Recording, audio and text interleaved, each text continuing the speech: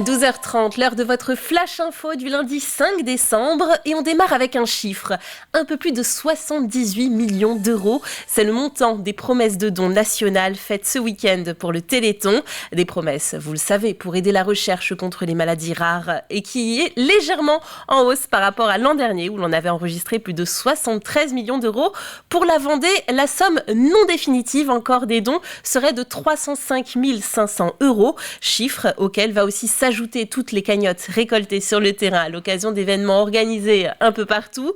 En Vendée, il y a eu les grands classiques, comme le tombé de domino de Chavagne-les-Redoux, mais pas seulement. D'autres initiatives moins médiatisées ont aussi eu leur petit succès. Tour d'horizon avec Alexandre Debray.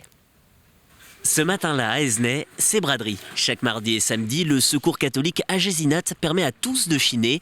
Mais aujourd'hui, tous les dons vont au Téléthon. Si certains sont venus exprès pour l'événement, d'autres au contraire le découvrent. Je n'étais pas du tout au courant. Mais c'est une très bonne chose que le Téléthon, effectivement, puisse travailler en collaboration avec d'autres associations. C'est le plaisir de voir les gens qui viennent. Et quand ils prennent quelque chose dans leurs mains, qu'on leur dit un prix maudit, qu'ils disent « Oh ben c'est pour le Téléthon, vous arrondissez, vous mettez telle somme ». Alors vraiment, on sent que c'est une association qui est très soutenue. Cette année, la vente a permis de récolter plus de 900 euros, 300 de plus que l'an dernier. Pour l'association, au-delà du chiffre, c'est surtout le moment de s'engager. Le Secours catholique du secteur participe tous les ans, depuis très nombreuses années, depuis le début je pense, par cette formule de braderie. Qui est la formule la plus adaptée pour nous. À quelques kilomètres, à Saint-Julien-des-Landes, l'engagement revêt une toute autre forme. Bien joué. Ici, pas d'association solidaire, mais une sportive pour cet événement rassemblant des passionnés de pétanque. Quelques curieux sont venus pour l'effort, mais surtout beaucoup d'adhérents à la pétanque landaise. Je suis là tous les samedis, donc pourquoi déroger à la règle, voilà, donc en plus pour le Téléthon, donc c'est une bonne association caritative. Nous, il n'y a pas de compteur, là, vous voyez, là, les dons, je ne sais pas trop où ils en sont, mais bon, bah voilà, nous, notre façon d'apporter notre pierre à l'édifice, voilà, c'est de venir taper la boule entre amis, et je vous dis encore une fois, boire un petit verre de vin chaud, tout ça dans la bonne ambiance et la bonne humeur. Dès que t'es filmé, tu joues bien. Sa chambre, ça rime et surtout ça donne dans cette amicale de boulistes. 3 rencontres se sont déroulées mardi, jeudi et ce samedi, avec en cumulé près de 70 personnes. Grâce à ce nombre, le club affiche quelques dons. Cette année, avant cet après-midi, on était déjà à 300 euros. On s'organise, chacun met un don dans la petite boîte qui est là-bas. Et puis, bien sûr, après, tout ce qui est buvette et tout ça, ça vient augmenter la cagnotte. Une cagnotte bien gonflée chaque édition par les nombreux événements organisés. L'an dernier, près d'1,2 million d'euros ont été récoltés grâce aux manifestations de Vendée. Et les dons sont encore possibles par téléphone au 36 37 ou par internet. Vous avez jusqu'à vendredi pour effectuer vos promesses. Solidarité toujours, découvrons à présent cette épicerie participative qui vient d'ouvrir du côté de Château d'Olonne. L'épice Sablé propose des produits locaux à ses adhérents. On dit bien adhérents car les clients n'y sont pas anonymes. Ils prennent part à la vie du commerce, que ce soit financièrement ou matériellement. On écoute.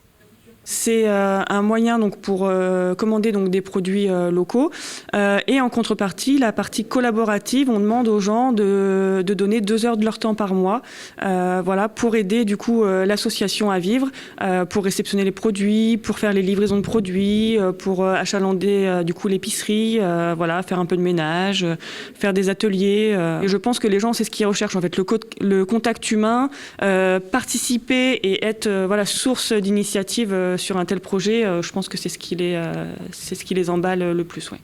40 ans et un premier Noël. C'est en tout cas cette année que le Davio, l'écomusée de la Barre de Mont, organise pour la toute première fois un marché de Noël au beau milieu de ses marais et dans ses bourrines. Une ouverture hivernale qui a permis aux visiteurs de s'initier aux traditions maraîchines de fin d'année. Le reportage est signé Agathe Poulet. La magie de Noël s'installe dans le marais breton vendéen à travers diverses animations comme cet atelier de couronne en troll, cette corde en foin autrefois réalisée par les maraîchins. Parmi les participantes, Bernadette se laisse guider par sa créativité. J'essaie de bricoler des petits nœuds avec de la toile de jute, du ruban, des petits fruits, des pommes de pin. Et voilà. de fabriquer soi-même et ensuite de l'accrocher à notre porte. Cet atelier manuel rencontre un véritable succès dans une démarche respectueuse de l'environnement et le savoir-faire local. L'idée, c'est de travailler que des éléments responsables, qu'on ne jette pas et qu'on n'ait pas besoin, qu'on peut recycler, etc. Donc l'idée, c'est d'être au plus proche du naturel. Et du coup, nous gardons pour l'atelier vraiment cette identité éco-responsable que nous avons sur ce musée. D'autres animations sont proposées aux visiteurs, dont le marché de producteurs et artisans locaux au sein de cette grange. À travers une dizaine de stands, on en trouve pour tous les goûts. Jouets, viande, miel et même de la bière. Un marché local pour faire des achats de Noël et idéal pour faire plaisir. C'est ce qu'on recherche d'abord avant tout, des produits locaux faits chez nous, par des gens de chez nous. Et surtout pour notre Parisien, qui est quand même d'origine vendéenne, ça lui rappelle un petit peu le pays, quoi. Et on a trouvé notre bonheur en plus. Je pense qu'il y a beaucoup de monde pour une première. Ça fait vivre un petit peu le Davio. Moi j'aime bien ce site. Pour ses 40 ans, l'écomusée voit les choses en grand en proposant son tout premier Noël avec l'ouverture exceptionnelle pour les habitants du territoire le temps d'un week-end. Les sites patrimoniaux de la communauté de communes Océan-Marais de Mont souhaitaient valoriser les acteurs locaux et de s'engager dans une charte des boutiques. On part sur des engagements éco-responsables et de développement durable sur les produits qui sont vendus dans nos boutiques.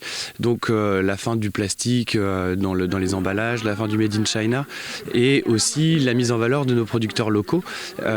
Et c'était l'occasion aussi de les mettre en valeur, de leur faire une vitrine toute particulière. Ce premier Noël au Davio a réuni plus de 500 personnes. Le musée souhaite faire une deuxième édition de son marché pour faire perdurer la magie de Noël. On se quitte en images et en musique avec un des temps forts des festivités du week-end, la parade de Noël des Herbiers. C'était samedi soir dans les rues du centre-ville. 10 000 personnes ont fait le déplacement pour admirer les 12 chars et les nombreuses animations du défilé. Des images de Caroline Tronche. Et quant à moi, je vous retrouve à 18h pour un nouveau journal.